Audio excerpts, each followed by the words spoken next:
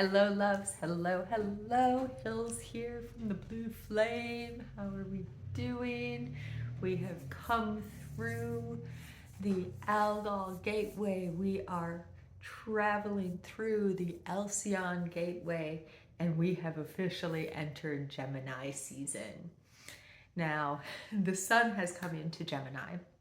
I'm recording this on the 21st of May, so yesterday, the 20th, sometime between the 20th and the 21st, depending on what your time zone might be, the sun shifted out of Taurus and into Gemini.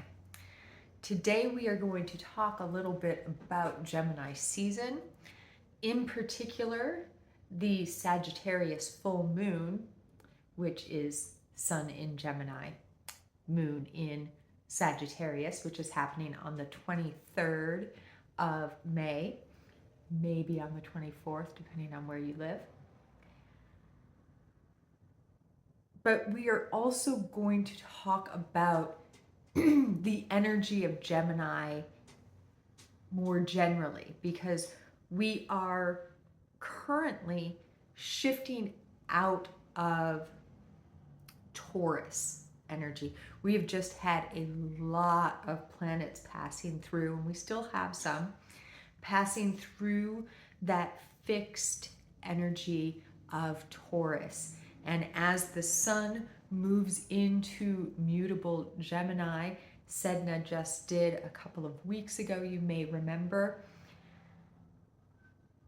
we are beginning a new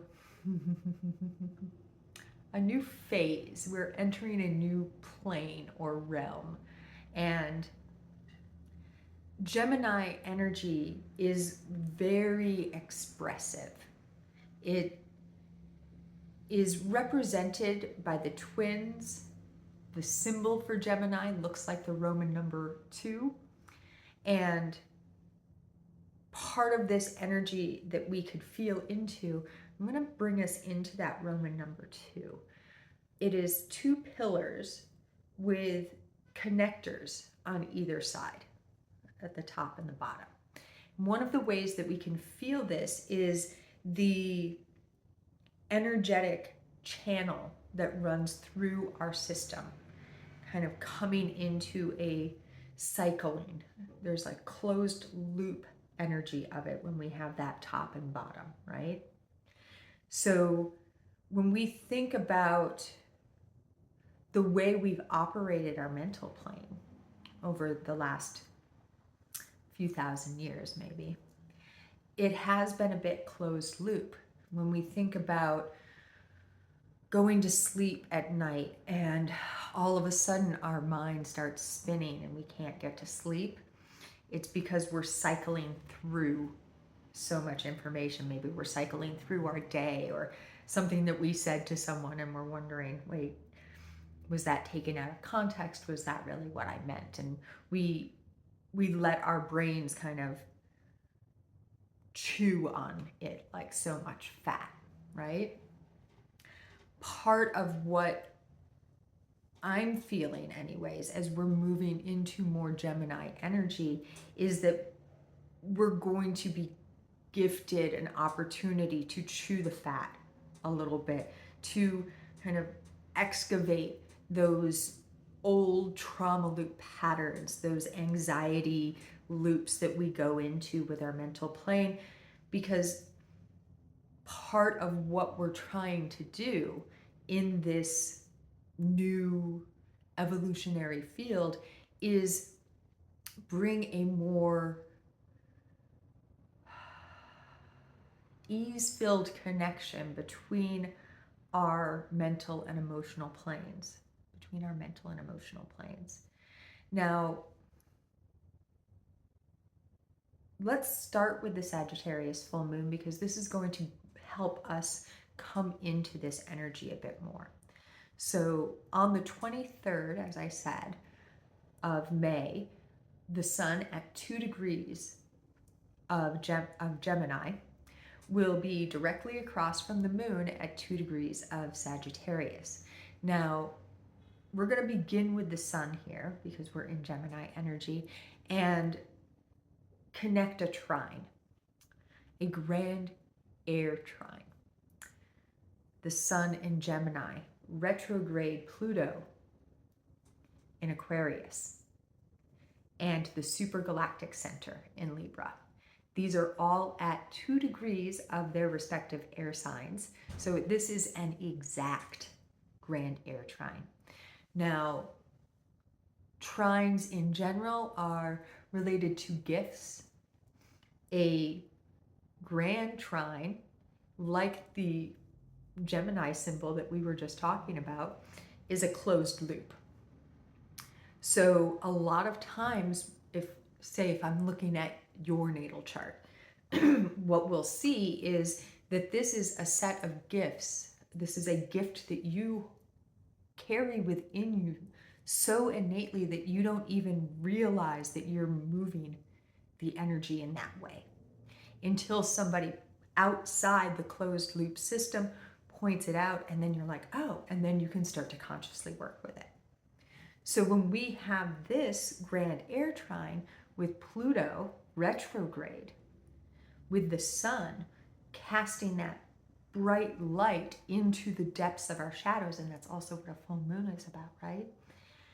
Connected to the supergalactic center. So not just the galactic center that our arm of the Milky Way spins around, but the supergalactic center. So all of the galaxies that are part of our galactic neighborhood spin around this point. So we're connecting into our entire galactic community, to that wisdom held beyond ourselves. So we could look at that as like divine wisdom. And then we come back to that innate wisdom, right? To that gnosis. And remember, this is Sedna involved. And Sedna is a galactic traveler. Sedna's energy is of the underworld, but her asteroid travels all the way out to the farthest reaches of our solar system and is currently on its return journey. So at 0 degrees of Gemini, Sedna is very involved in this full moon. And when I get to the next piece, you'll see she's even more involved. So this gifting grand trine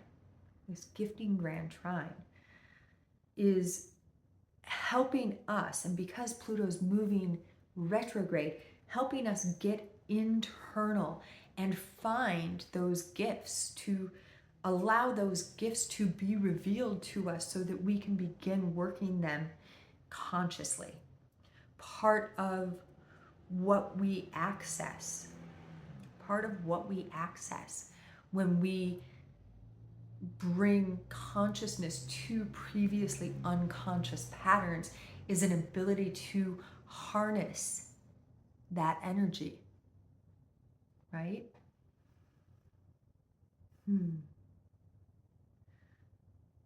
So while this is all happening, while this grand air trine, and let me feel, because I feel like there's a little piece that wants to drop in before I move on.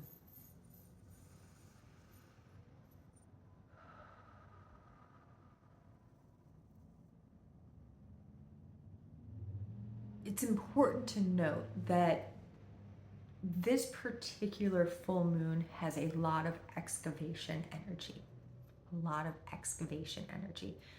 We are not fully in retrograde season yet, though Pluto has gone in and the planetoid Ceres has gone in as well, until that we've reached the summer solstice or the June solstice, the Cancer solstice. The rest of the planets will not have started moving retrograde, but this is kind of starting the process of digging in, and we're starting with the mental plane. The emotional plane is being brought into this. Via Venus. So on the day of our Sagittarius full moon, we have Venus and Jupiter making their exact conjunction in Taurus at the 29th degree of Taurus. During the course of the peak of this full moon, Venus will actually tip over into the 0 degree of Gemini and come into exact contact with Sedna. So here we have Venus, which is also Inanna, which is also Persephone. These energies are very connected, and it's all connected to the underworld journey of the feminine. Another way to view this, another way to feel into this energy, if working with masculine feminine is not something that resonates for you, is to remember that what we're talking about really when we talk about feminine and masculine are embodied and the consciousness. And when we talk about divine union, we are talking about bringing the higher consciousness of our being, that white light, that place that in a lot of traditions you meditate up and out to, into the embodied form. And that's really what this evolutionary journey is about. So when we connect to Venus, the embodied, shifting from the embodied realms of Taurus into Gemini in conjunction with Jupiter expanding.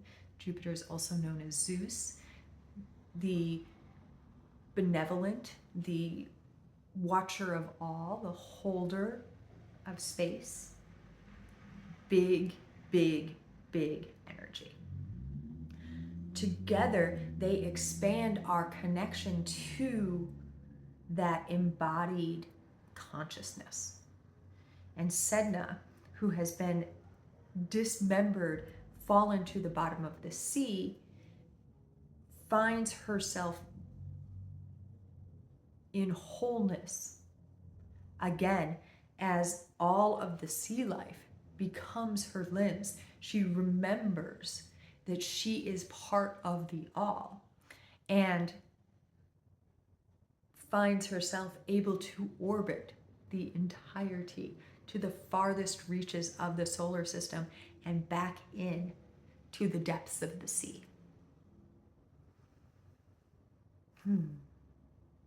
So as Venus tips in during this full moon to Gemini, we are bringing that embodied nature, that love of creation, into our mental realms also, into connection with our consciousness. And 2 days later, on the 25th, Jupiter tips on in to Gemini. So now we will have the Sun, Venus, Jupiter, all in Gemini. We also have the Hathors asteroid.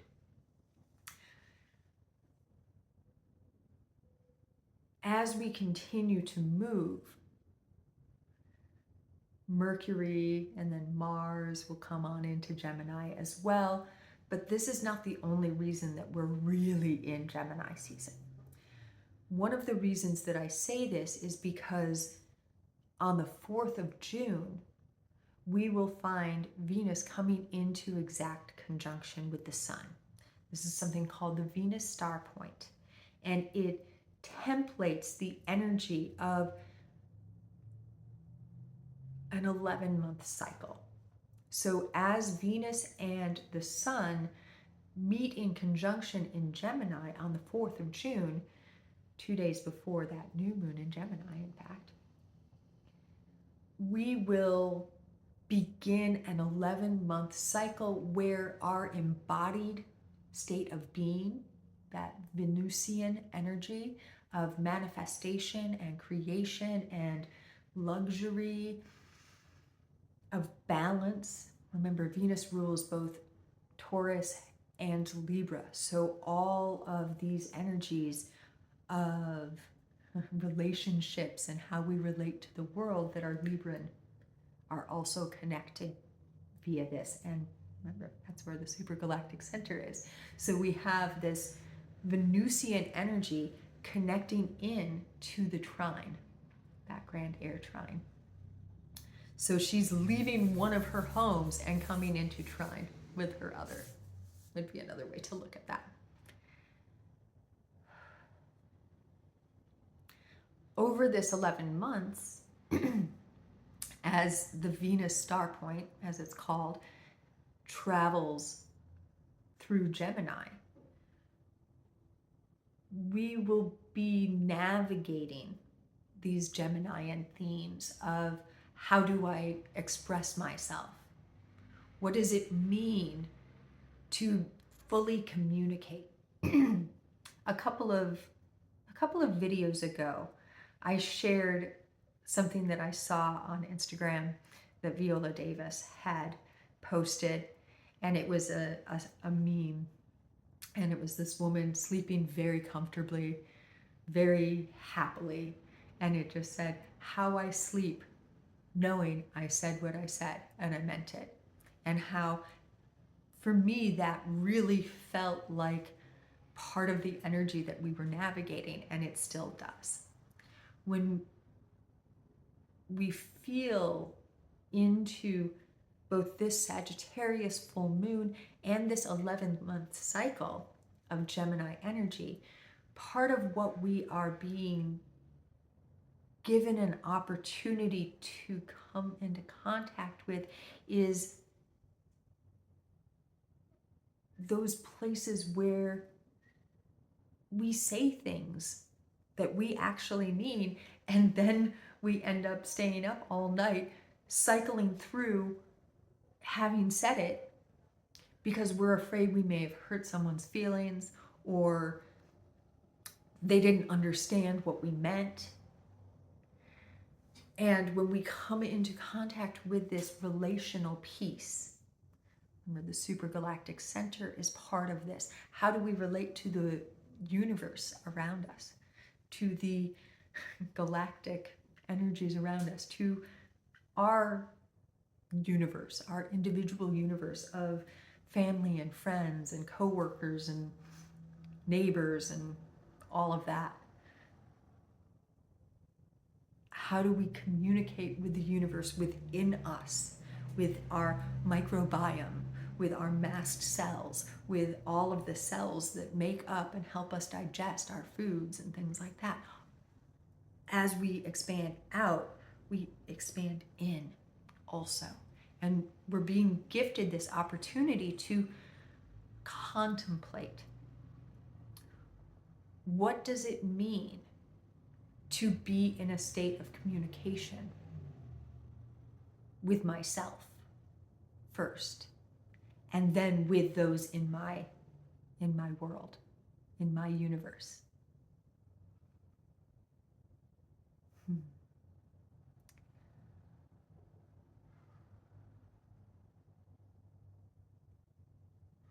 I'm going to pause for a minute because there's a piece coming in and I need to give it a little bit of space. So I'm going to invite us all to breathe, to come into our breath. And remember that breath is very connected to how we express ourselves in the world.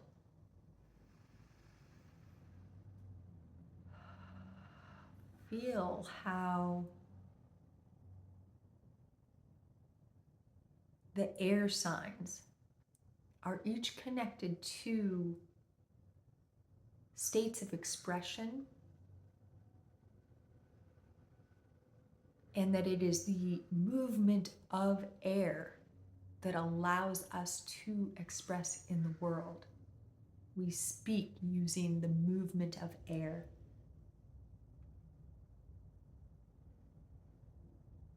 This can allow us to feel how consciousness, those thoughts that spin in our head, are also movements of air. It is the flowing breeze. And so when we meditate, one of the things that is often guided for us is to witness our thoughts as clouds in the sky, blowing away, just passing through, right? When we feel the elemental being air through this, we can expand the way that we think, full stop, right? And that's Jupiter and Gemini, expanding the way that we think, expanding how we communicate. So one of the, oh, hello. So one of the things that is being offered during this 11-month cycle is expanding the way we communicate. This could mean greater telepathic communication, right? Communicating beyond the ways that we generally have thought of as necessary in order to facilitate communication. You know, I'm communicating with you right now via the YouTube, and there's frequency running underneath everything that I'm saying that's communicating with you on a cellular and energetic level. And part of that is just true.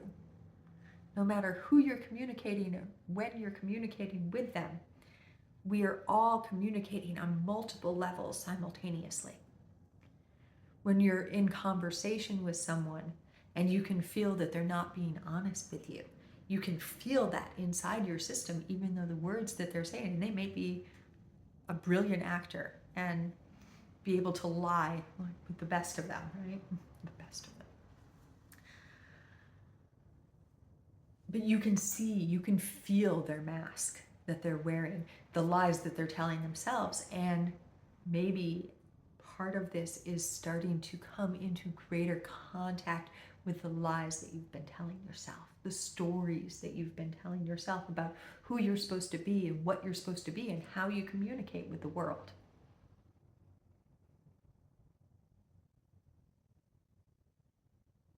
That's part of what's on offer.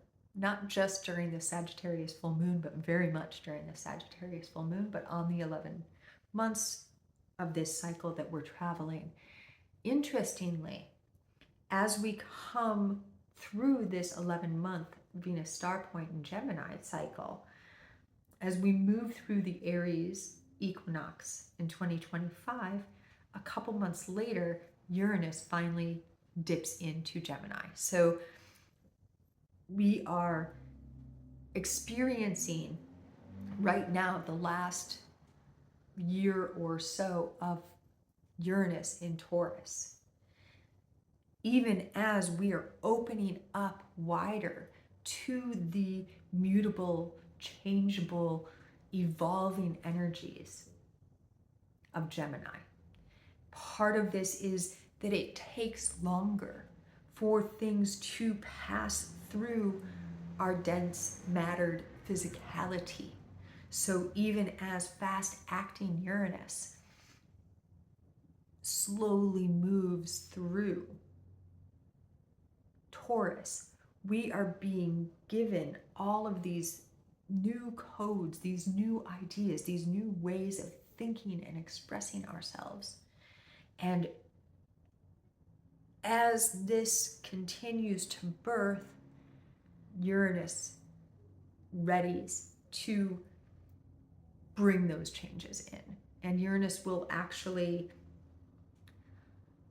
dip in to Gemini in July of 2025, go retrograde, take a dip back into Taurus, and fully emerge into Gemini in April of 2026. So we're going to get a little bit of a interlude of integration. I was having a conversation about Uranus yesterday, And one of the things that we were joking about, we were enjoying, is that Uranus is often described as very fast moving energy, very fast, lightning fast, earthquakes, tsunamis. It's connected to the Kundalini awakening. But Uranus itself, the planet, does not move all that fast. It takes a long time for Uranus, 7 years or so, to pass through a sign. So part of what we connect into through this is that the download is fast, lightning fast. We get the information, but it takes some time to change all of the structures around it. So give yourself that space for integration. Give yourself that space for integration. So the moon, the full moon in Sagittarius. With the moon in Sagittarius, we get to explore and reflect upon higher expressions. We get to learn more about ourselves in expression. So Sagittarius is a fire sign. Fire sign is fire as an elemental being is connected to our spirit, our passions, that which lights us up, right? And so one of the ways that we can connect into Sagittarian energy is that it is that fire within us that calls us, that beckons us to seek for higher expressions, to learn more, to gather more experience, I have a wobbly north node.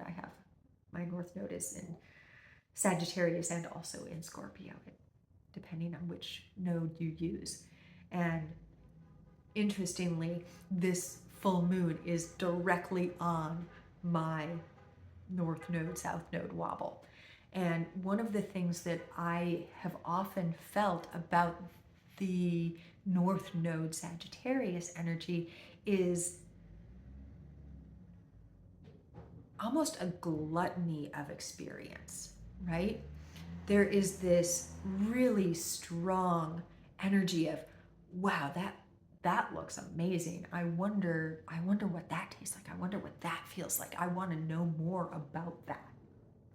And so when I used to think that I got jealous a lot, like somebody would be describing their experience or something that they'd done, and I would feel this enthrallment about it. And I'd be like, why am I jealous of that experience when I don't think it is even necessarily like a fun one. Like it could be like a traumatic experience and my system's like, ooh, what's that feel like? Right? And this is part of Sagittarian energy. It is simply and fully a realization that experience is neither good nor bad. We simply label it that way, right? And so when we feel that desire to watch a horror movie, I don't know why it's a horror movie that's coming in right now, but that desire, like, I need to watch this horror movie, or people are really obsessed with like true crime documentaries now, right? Like, I just want to know what that experience is. And some of it is an awakening ability to alchemize through methods and ways that we didn't realize we had the capacity for. And this is again part of that new ways of communicating. We can communicate telepathically, and part of our internet communication, our ability to communicate through screens beyond space and time, is helping us to remember that we don't actually need to be in physical proximity to one another in order to communicate. And that's all of this. All of this energy is helping us to remember that. So as Jupiter spends the next year in Gemini, starting on the 25th, we expand our relationship to how we express ourselves and how we communicate.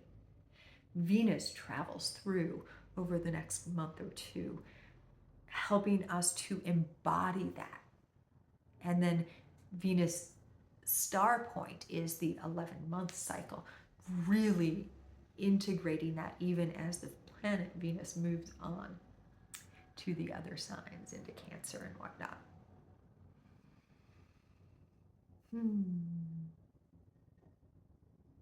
I feel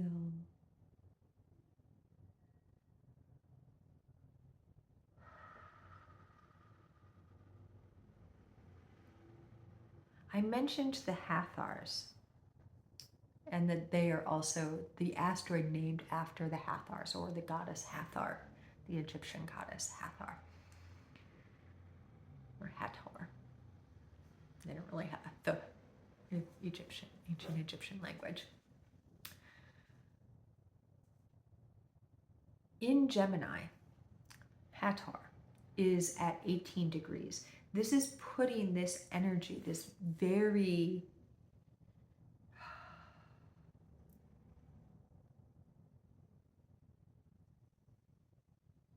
almost Arcturian energy, this energy that is able to connect to justice, not from a single point in time perspective, but from a wider lens, to feel how the cycles flow, and to connect into, yes, this piece in the moment seems like it could be bad even, but if you expand out and look at it in a different way, if you're able to see how it ripples, your ability to understand changes.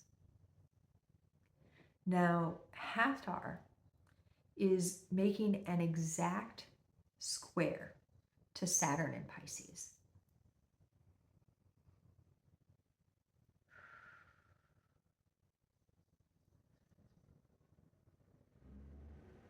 This hang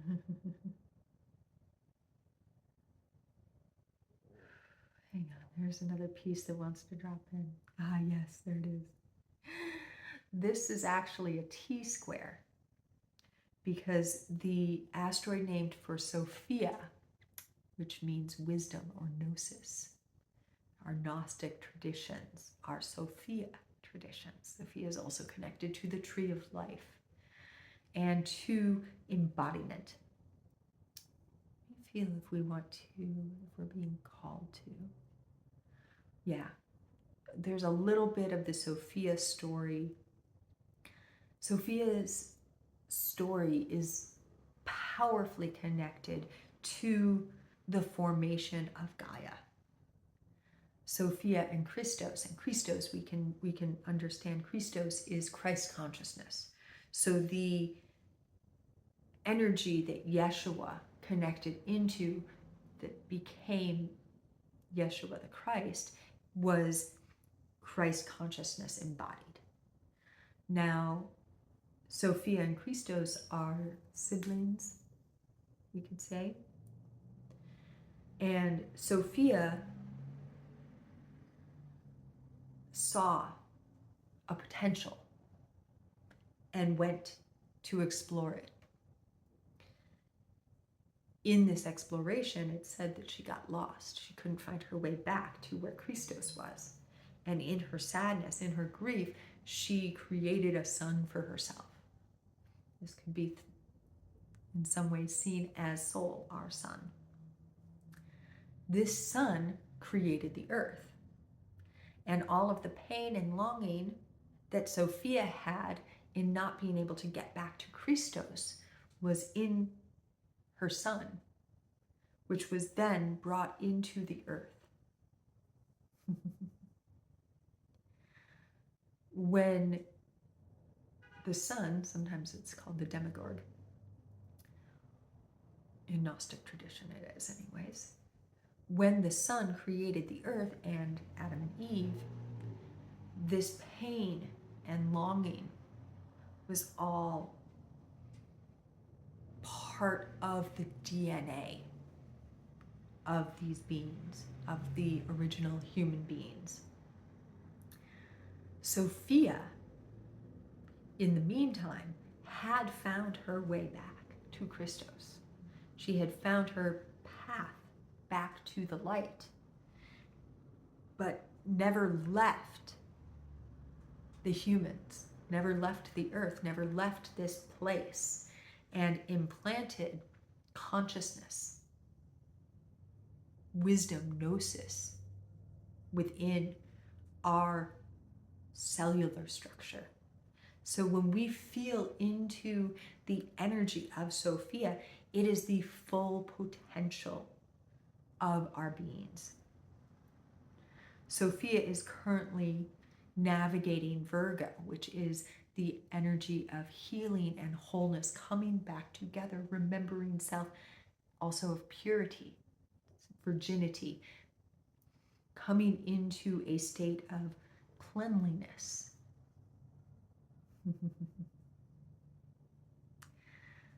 Sophia is directly across the wheel from Saturn, our foundations, time, Chronos, also our karma.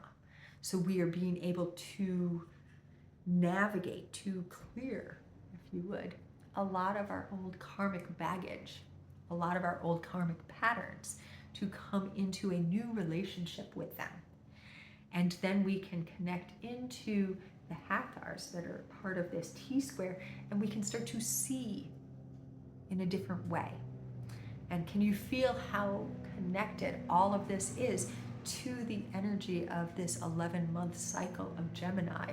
A little longer, actually, if you can bring that Uranus cycling in. But this full moon is gifting us this ability, this place where we can say, I don't need to follow the path. I don't need to travel that deep worn groove anymore. I can see it now, which means I can find a new way. I can allow a new way. One of the things that we're going to close with is during this level of neural rewiring, which is really what we're doing over the next 11 months. And the solar codes, these solar flares that are coming in are kicking up a lot so that we can shift a lot. One of the really important things during these sorts of processes is allowing for rest. You may have noticed that your body feels tired for no reason, or that your eyes feel tired, or your neck, that you hit a point during the day where normally you would be able to keep going. Like you've got your to-do list and you're like, normally I would be able to do these 10 things, but you get to number 4 and your system is just like, okay, done. You need to rest now. Some of the ways that you can move through this is allowing more flow in your to-do list. This is Saturn and Pisces, right? Allowing more flow as you're coming into how you're going to structure your day. Allowing for time out. Say, I'm going to do these 3 things, and then I'm going to go take a walk. Or I'm going to go lay down for 10 minutes and take a disco nap. I'm going to go make myself a cup of tea. I'm going to step out of the do, keep going, produce, and come into a state of being. Even if it's just for 5 minutes, even if it's just for 2, just to allow your system to reset. A lot of us are doing a lot of work in our dream time as part of this rewiring. And so we're not getting sleep. Our bodies are maybe physically resting when we lay down to sleep, but there's so much being released, so much being rewritten, so much being remembered, that we may be waking up more tired than we were when we went to sleep. All of this is perfectly natural. It's part of the process, but it makes it even more important to allow your system to go through the recalibrations when it needs to go through the recalibrations. I'm going to end there because I noticed that this video has gotten quite long. Thank you so much for all who have made it all the way through. And we covered a lot of ground today, so you may find yourself needing to come back and rewatch parts of it. That's amazing. Let me know in the comments how all of this is moving for you. What are you reflecting on in your day-to-days? If it calls, I would love to facilitate a one-on-one with you. You can find links below for explorations and natal chart transmissions, and the members portal is also an amazing opportunity. We'll have our violet blue flame ceremony procedure. This is a remote healing that I'll be facilitating for us in that members portal on the day of the full moon. You can find the details for all the things below, and as always, in the always, so much and many loves to you from, through, and beyond the all dimensions.